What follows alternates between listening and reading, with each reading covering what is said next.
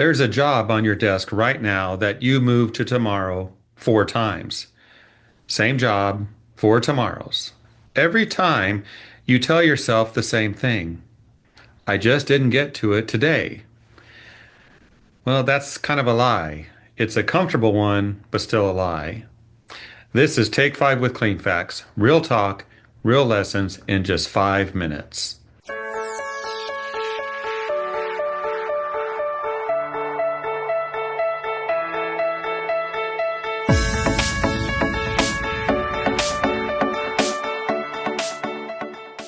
You know, every owner has a list, and somewhere on that list is one item that keeps sliding down the list.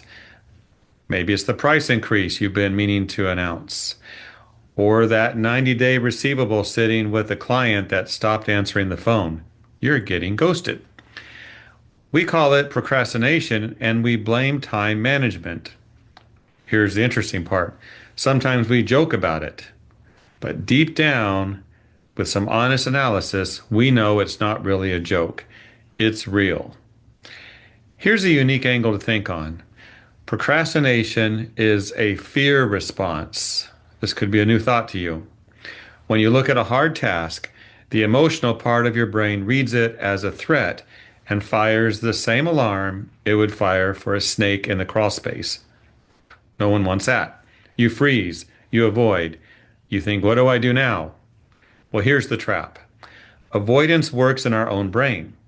The moment you decide to deal with it Thursday, the anxiety drops and you feel better right away.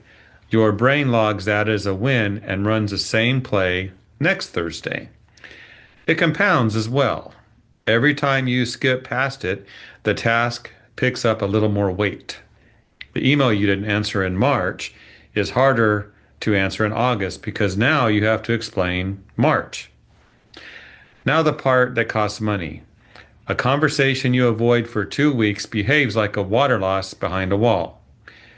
Go with me here. Day 1, it's a small repair. Easy. Delays, procrastination. Day 14, the framing is soft and you're pulling drywall. Of course, it's a job for you. Client's fault.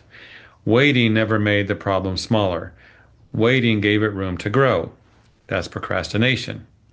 Recognizing it in the moment takes one question. When you catch yourself pushing something for the 3rd time, stop and ask what you're actually afraid of.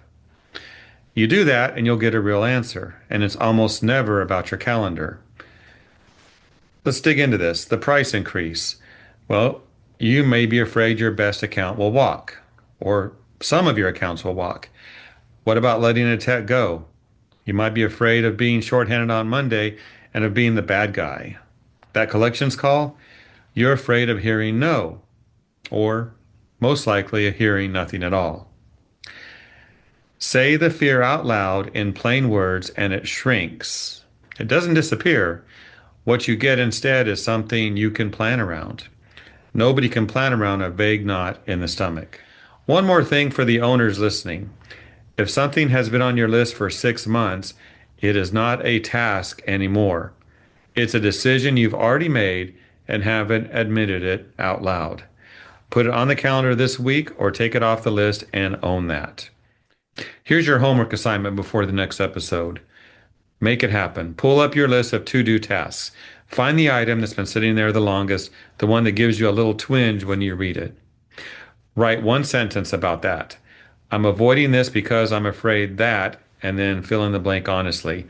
Put that in front of you, look at it, and be honest about whether or not you can do something about that task. Do it, make it happen, and then next week, do the second one.